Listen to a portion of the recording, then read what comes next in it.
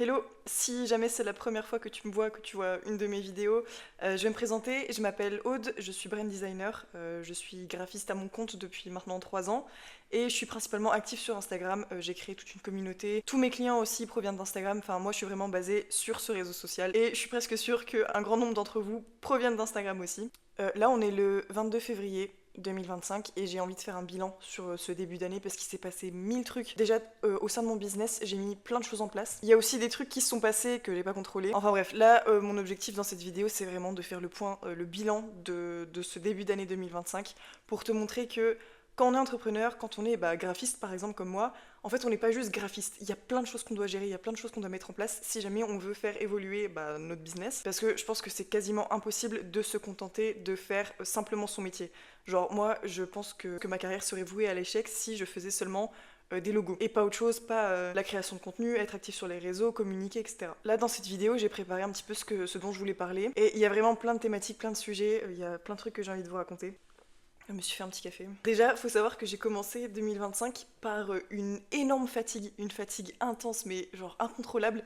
Faut savoir que moi, depuis très jeune, je suis une lève tôt, 6h, 6h30 tous les matins, quel que soit le jour, même si je suis sortie la veille. Dans tous les cas, moi je suis le genre de meuf qui se lève tout le temps hyper tôt, peu importe la situation. Et en fait là, depuis plusieurs mois, je galère à me lever. La fatigue est incontrôlable. En fait, même au-delà du matin, quand je dois sortir du lit, faut savoir que d'habitude, 6h le matin, je me réveille, j'ai les yeux grands ouverts, je suis prête à faire ma journée, je suis en pleine forme, j'ai tout le temps énormément d'énergie dès le matin. Et là, en fait, ce qui se passait, c'est que impossible d'ouvrir les yeux. Mais c'était physique, en fait, c'était même pas dans ma tête. Moi, j'avais envie de me lever, j'avais envie de retrouver mon énergie.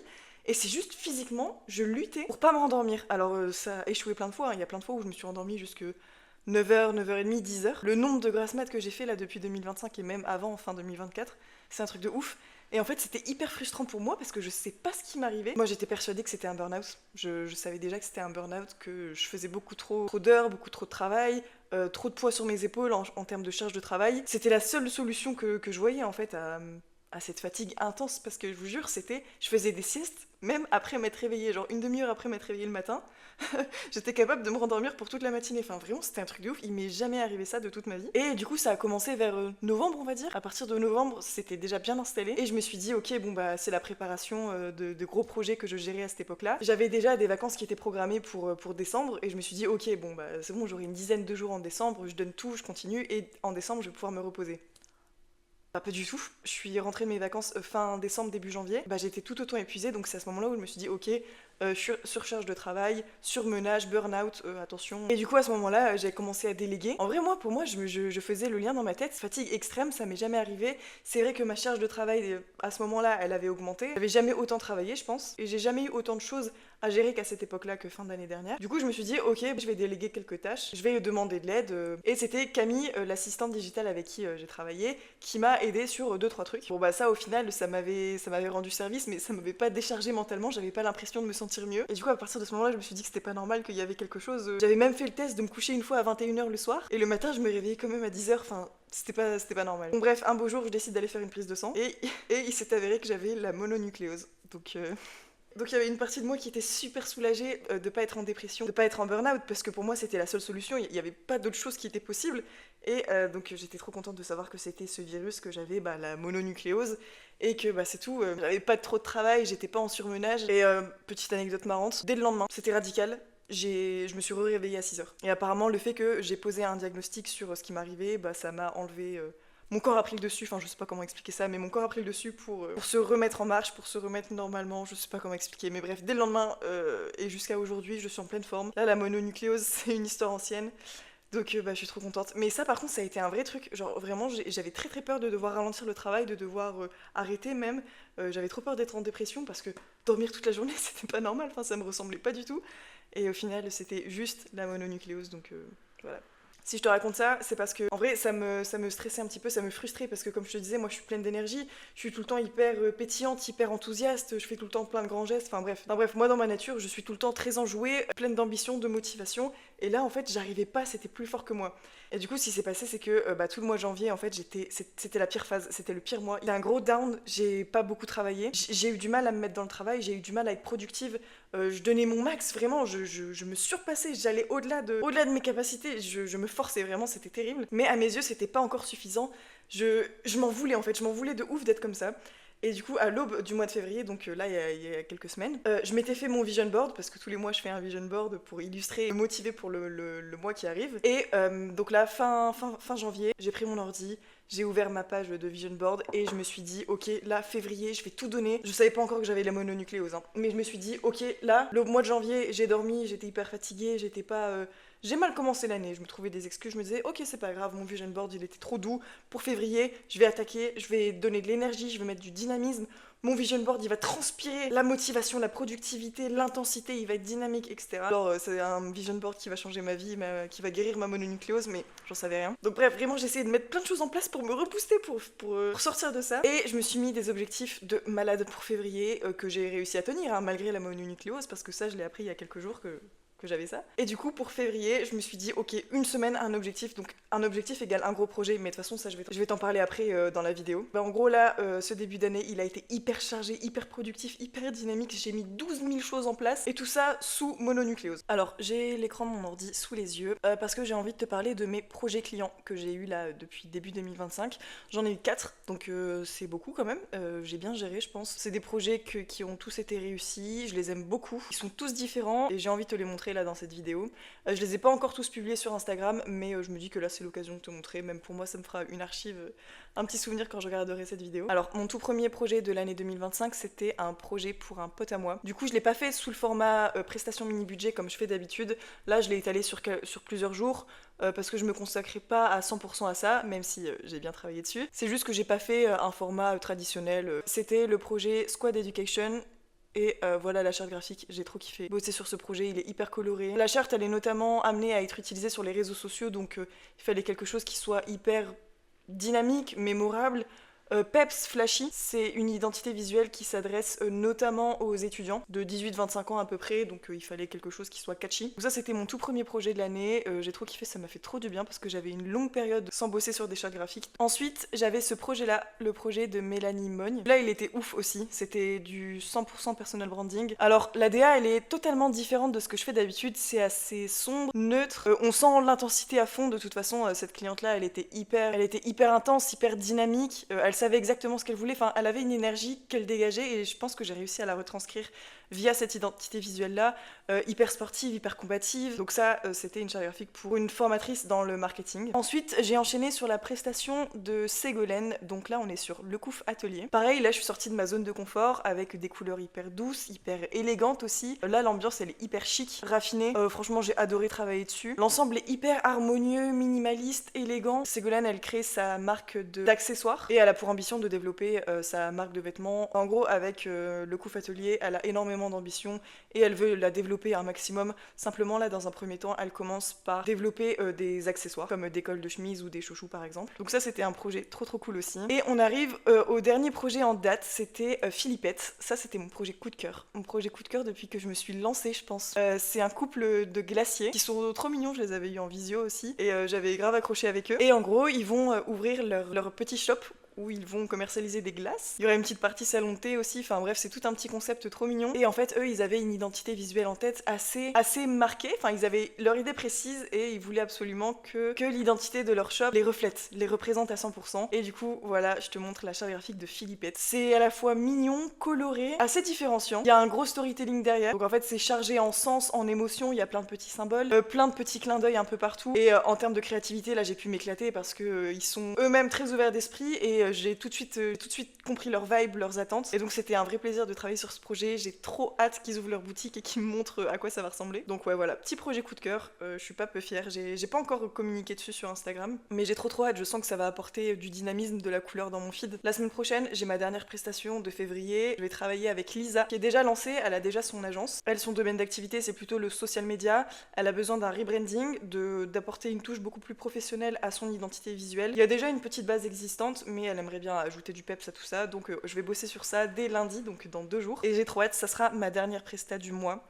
et ce sera ma dernière presta à ce tarif-là aussi, parce que un des trucs que j'ai décidé de faire aussi, c'est d'augmenter mes prix. J'en avais parlé sur Instagram il y a quelques jours, et en fait j'ai remarqué que mon prix est vraiment très bas. Après c'est normal, moi je m'adapte à ma cible, des personnes qui sont juniors, des entrepreneurs juniors qui se lancent dans l'entrepreneuriat, qui n'ont pas de budget, zéro de trésorerie, et qui ont quand même envie d'investir dans un logo professionnel, une image, une identité de marque professionnelle. Et donc voilà, ils ont besoin de quelqu'un, mais ils n'ont pas un budget de fou à mettre là-dedans. Et c'est là que moi j'interviens avec ma prestation mini-budget.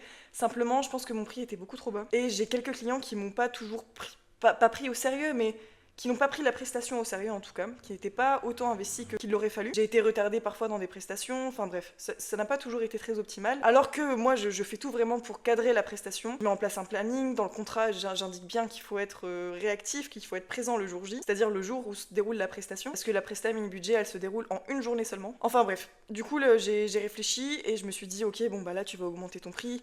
Je l'ai pas augmenté de beaucoup, mais je pense que ça va quand même permettre de filtrer les personnes qui sont pas sérieuses ou qui n'ont pas envie de s'investir autant. Donc là, les prochaines réservations que je ferai, ce sera la prestation mini-budget V2 avec le nouveau prix que j'ai mis en place. Et de toute façon, je verrai bien comment ça se passe. J'espère que cette augmentation de prix aura un impact. Enfin bon, de toute façon j'en ai déjà parlé sur Insta, si t'as envie d'en savoir un peu plus sur ma presta, sur l'augmentation, les raisons, etc.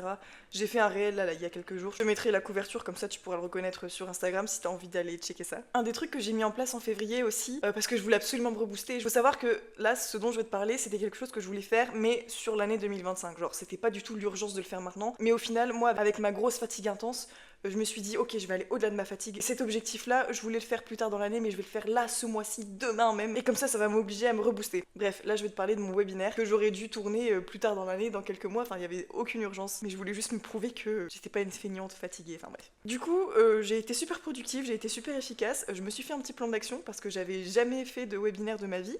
Il s'agit d'une vidéo préfilmée parce qu'il existe des webinaires live.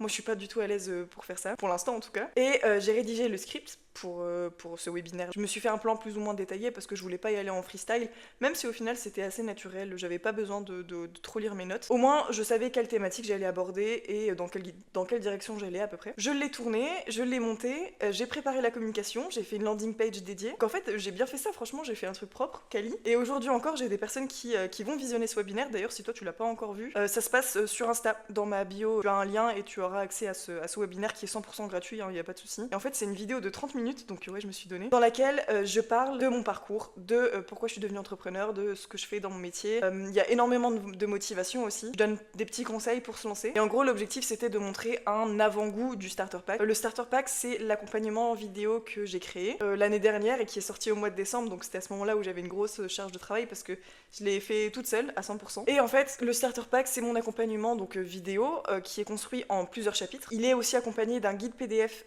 écrit de plus de 100 pages. Et en fait, l'objet du Starter Pack, c'est devenir graphiste indépendant en partant de zéro. Donc il s'adresse pareil aux juniors qui ont envie de se lancer, qui ont envie de devenir graphiste, qui partent de zéro, qui n'ont aucune connaissance, aucune compétence, et qui n'osent pas se lancer, qui savent pas comment faire, qui savent pas par où commencer.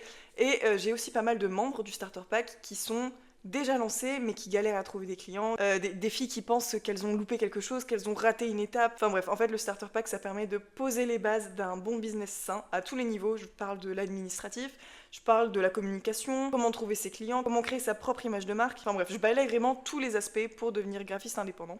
Et en fait, dans ce webinaire, du coup, lui, il est gratuit. Il est beaucoup moins complet, hein, c'est pas comparable, mais c'est un petit avant-goût, c'est des premiers conseils, un premier boost de motivation. Et oui, au final, c'est un petit échantillon, on va dire un petit extrait du Starter Pack. Je sais que j'ai pas mal de filles qui m'ont envoyé un message en me disant « Waouh, il était trop cool ce webinaire, tu m'as donné un gros coup de boost comme d'hab. » Enfin bon, si tu l'as pas encore vu, je t'invite à aller le voir. Donc ça, j'étais pas mal fière de l'avoir sorti. C'est quelque chose qui va rester, parce que je pense qu'il est intemporel, les conseils que je donne dedans et toutes les anecdotes à propos de moi, c'est valable pour plusieurs semaines, plusieurs mois, plusieurs années à venir. Donc je suis contente d'avoir mis ça en place. Malgré ma mononucléose, j'ai quand même réussi à bien m'en sortir. Je comptais pas parler du Starter Pack, mais comme là je l'ai évoqué là en parlant du webinaire, j'ai envie de faire une petite aparté sur le Starter Pack, sur mon accompagnement vidéo, pour faire un point sur les ventes. Parce que c'est vrai j'ai fait beaucoup de bruit autour de ça. Quand je le préparais, quand je le construisais, presque tous les jours vous aviez des nouvelles en story, en post, en réel. Je faisais aussi pas mal de mails. J'échangeais énormément avec vous à ce propos-là. Et une fois qu'il a été lancé, c'est vrai que j'ai l'impression que plus un bruit, plus un mot à ce propos. Mais en fait, c'est simplement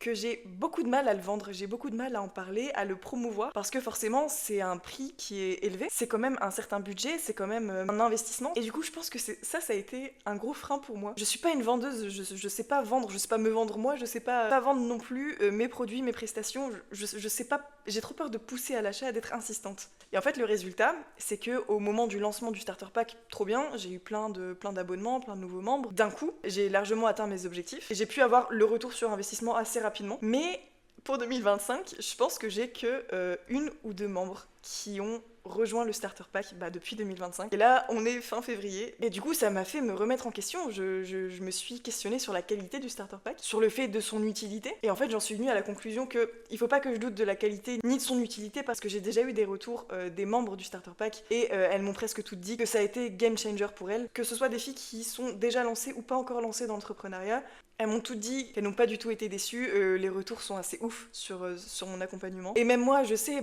j'ai travaillé plusieurs mois dessus, j'ai vu tout l'investissement, j'ai vu toute la valeur que j'ai mis dedans. Et donc en fait, je peux pas me permettre de douter de la qualité du starter pack, mais simplement de moi, la façon dont je le vends, dont je communique dessus. En fait, je crois que j'ai trop de retenue à ce propos. J'ai trop peur de marteler, j'ai trop peur de faire la forceuse. Je sais pas le faire, moi. Moi, je suis graphiste créatif de base, je sais pas vendre, je sais pas faire des funnels, des tunnels. Je vais pas avoir le discours qu'il faut pour expliquer. Et même, de temps en temps, j'ai quand même pas mal de filles qui viennent me voir en DM qui me disent « Oh là là, je suis vraiment à deux doigts d'acheter ton starter pack. Est-ce que tu peux me conseiller? Est-ce que tu peux me dire s'il va être utile pour moi ?» Et en fait, moi, à ça, je sais pas quoi répondre. Genre, vraiment, je suis à deux doigts de répondre « Non, moi, je te conseille pas de l'acheter. » Au lieu de foncer et de dire mais oui, c'est génial, si tu sens que t'en as besoin, si tu sens que t'es en train de stagner ou alors que t'as peur de te lancer, mais oui, bien sûr que oui, je sais très bien à quel point mon starter pack a de la valeur et à quel point il va vraiment t'aider, à quel point c'est un guide essentiel pour se lancer ou alors pour rebooster son activité. Au lieu de dire ça, je me cache et je nuance beaucoup trop mes propos, enfin je suis vraiment pas convaincante et je le sais. Et en fait, je sais que j'ai juste peur de trop faire la forceuse ou insistante, alors que mon starter pack, enfin...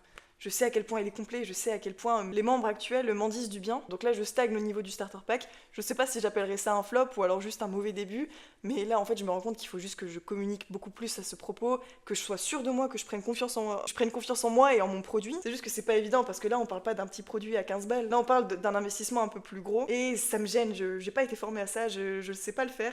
Il faudrait que j'apprenne, hein, forcément, mais c'est juste que c'est touchy là et c'est le début, donc faut que je m'y mette. Bon, en tout cas, si tu regardes cette vidéo et que tu n'oses pas sauter le pas pour le starter pack, je tiens juste à te dire que c'est un accompagnement hyper complet. Si t'as peur de te lancer dans le graphisme pour devenir entrepreneur, je te garantis que le starter pack va t'aider, il va te guider, il va te donner les réponses à toutes tes questions. En plus de ça, le starter pack, moi je l'alimente régulièrement avec du nouveau contenu, avec des nouvelles vidéos. Je suis hyper réactive si t'as des questions, si t'as des doutes, mais si j'en parle pas sur Instagram tous les 4 matins, c'est juste que je suis trop... ou pas assez, enfin je sais pas, je sais pas le faire. Voilà pour le starter pack. Alors en parlant de vente, de produits, il y a quelque chose dont je voudrais te parler et que j'évoque pas souvent, même presque jamais. Il s'agit de mes templates. Si tu ne le sais pas encore, j'ai une boutique de templates qui s'adresse aux graphistes, aux designers. Et en fait, ce sont des modèles de présentation, de chartes graphiques, stratégie de marque.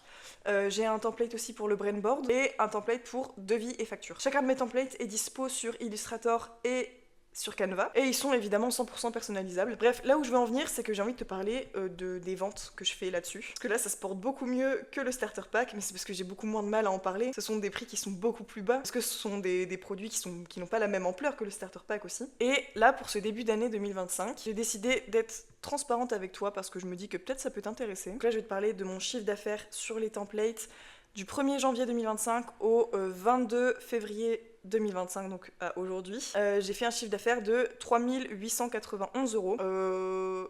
Voilà, c'est un chiffre d'affaires... je sais pas comment le qualifier, mais en tout cas, c'est un bon chiffre. Quand on prend mois par mois, donc mois de janvier, mois de février à part, j'ai déjà fait mieux. Mais j'ai fait pire, donc ce sont des mois qui sont moyens, on va dire. Je fais des ventes à peu près tous les jours. Alors il y a des périodes qui sont très creuses, il y a des périodes qui sont beaucoup plus actives, mais en fait c'est super variable. Il faut savoir que j'ai de la publicité qui tourne sur Instagram depuis le premier jour où j'ai lancé mes templates. Donc j'ai aussi un budget publicité qui est énorme. Donc là le chiffre d'affaires que je viens de t'annoncer, il est brut, il est absolument pas net. Si je déduis la publicité, etc., chose que je n'ai jamais faite parce que ça me fait un peu flipper et ça me fait bader. Et ça c'est pas bien d'ailleurs, il faut toujours avoir un œil sur ses finances et tout gérer. Mais en tout cas, si je déduis toute ma pub, je suis à bien moins que ça. Mais ça me fait quand même un revenu supplémentaire en plus de mes prestations de graphisme et en plus du starter pack, même si le starter pack il est un peu mis sur pause pour l'instant. Mais en tout cas, ces deux revenus-là, prestations de graphisme plus mes templates, ça me permet d'avoir un revenu assuré tous les mois. Alors quoi de neuf pour mes templates? Je compte les mettre à jour. Les mettre à jour au niveau des documents, des fichiers. Donc le fichier Illustrator, je veux le mettre à jour, je veux apporter des améliorations, etc. Et en fait, j'ai aussi envie de le mettre à jour en apportant de la pédagogie. Donc j'ai pensé à pourquoi pas créer de la vidéo pour expliquer, pour montrer comment utiliser le template de façon optimale, montrer toutes les astuces parce que tout le monde ne connaît pas forcément très bien Illustrator. D'ailleurs, j'ai pas mal de remarques à ce sujet-là, les personnes ne sont pas forcément habituées à Illustrator pour la mise en page, mais plutôt InDesign, ce qui est normal parce que InDesign c'est un logiciel qui est vraiment dédié à la mise en page. Moi, pour tout ce qui est charte graphique, je trouve que Illustrator c'est largement suffisant, on n'a pas besoin d'avoir la précision et le côté trop pointu d'InDesign, en tout cas c'est mon cas. Mais j'ai quand même envie d'apporter de la pédagogie autour de mes templates pour montrer comment moi je les utilise, pour montrer comment j'utilise les calques, comment j'utilise les couleurs, comment... Enfin bref, j'ai envie de montrer ça en vidéo, comme ça la personne qui ouvre son fichier, elle est pas paumée et elle saura exactement comment l'utiliser au mieux. Donc ça c'est une grosse mise à jour que j'ai envie de faire pour 2025 à propos de mes templates. Et je vais aussi ajouter 2 nouveaux templates au moins, enfin en tout cas j'ai 2 nouvelles idées. C'est le contrat, ça j'ai eu pas mal de demandes. Donc le contrat, il va falloir que je sois maligne parce qu'un contrat, en fait, c'est tellement personnel, ça dépend de la prestation, ça dépend du graphiste. Et il va falloir que je vois comment faire quelque chose d'universel. Tout le monde peut adapter à sa sauce. Et le deuxième template que j'ai envie de faire, c'est un template de portfolio. Je pense que ce template-là, ça sera un portfolio pour Behance. Je sais jamais comment on prononce ce truc, ou Behance. Bref, je le mettrai à l'écran. Parce que j'ai moi-même envie d'avoir mon propre portfolio sur ce site-là. Et je me dis, bah le jour où je ferai mon portfolio, pourquoi ne pas en faire un template et le mettre à disposition sur ma boutique. Donc voilà pour mes petites actus à propos des templates. Mon début d'année 2025, il est aussi marqué par YouTube, parce que j'ai ouvert ma chaîne ici, et j'ai publié ma toute première vidéo, que tu peux aller voir d'ailleurs si t'as pas encore été regardé. C'est un vlog, bien qui fait tourner ce truc. C'était vraiment une première pour moi, donc je pense que j'ai fait plein d'erreurs, j'ai pas encore tous les codes de YouTube, mais... Et puis bah là, on est à ma deuxième vidéo, et je pense que j'aime pas mal. Ça me donne envie d'acheter du matériel, de bien m'équiper pour faire des vidéos qualitatives, pour être plus régulière, pour avoir des thématiques cool à aborder, etc. Parce que là, par exemple, il est 17h et la nuit tombe à Lille et ma lumière est terrible et je filme à l'iPhone. Même si c'est le dernier iPhone plus Max Pro, il est pas suffisant pour avoir une bonne qualité d'image, forcément, surtout quand la luminosité est nulle. Donc dans les mois à venir, j'aimerais bien m'équiper, avoir une belle caméra, un micro cool et pourquoi pas m'investir un petit peu plus dans la vidéo. Je pense que c'est à peu près tout pour ce début d'année 2025 et comme tu peux le voir, c'est déjà pas mal quand même. C'est passé plein de trucs, j'ai mis en place plein de trucs, j'ai démarré plein de trucs que je vais devoir assumer à l'avenir. Mais ça me fait trop kiffer, j'aime trop mon métier, j'aime trop tout ce que j'entreprends, tout ce que je mets en place. En plus maintenant j'ai plus la mononucléose, donc je te jure, chaque matin je suis trop enthousiaste quand je me réveille à 6h, ça fait trop du bien. Je suis trop contente de se faire ce métier, je suis trop contente d'avoir osé me lancer et de pouvoir faire de ma passion mon métier, de me lever chaque matin pour pouvoir kiffer, pour pouvoir... j'ai même plus l'impression de travailler en fait. Je suis vraiment trop heureuse de mon quotidien, de mon métier. J'espère que j'arrive à diffuser toute ma bonne énergie à travers toutes mes vidéos et que toutes les personnes qui me regardent, qui n'osent pas se lancer, qui ont encore des doutes, puissent trouver l'énergie et la motivation qui leur manque en regardant et en écoutant mes témoignages. En tout cas, c'est un de mes buts quand je fais ce genre de vidéos là, c'est vraiment pour vous booster, pour vous motiver, pour vous montrer que c'est possible. Même en partant de zéro, c'est totalement possible, vraiment. Et j'espère que cette vidéo vous aura plu. J'étais contente de faire un petit bilan, genre là j'avais l'impression que j'en avais besoin. Ouais, encore une fois, j'ai mis trop de choses en place, j'ai démarré plein de projets, j'ai fait plein de trucs et c'est cool de tout mettre à plat, de tout poser, de vous montrer un petit peu quelles sont les coulisses. Je suis pas juste une graphiste qui fait des logos, il y a plein de choses que je mets en place aussi et que c'est super excitant comme métier, c'est super cool. Et j'espère pouvoir faire cette activité encore longtemps. Donc voilà, c'est la fin de cette vidéo. J'ai trop hâte de revenir avec une nouvelle, une prochaine. Si vous avez des idées, des demandes, des suggestions, j'espère que c'est agréable de voir mon micro ici dans le coin. Non mais bref, si vous avez des suggestions pour les prochaines vidéos, je suis grave preneuse de vos idées. Donc n'hésitez pas à me dire tout ça. Et là, je vous souhaite une belle soirée en ce qui me concerne. Bisous.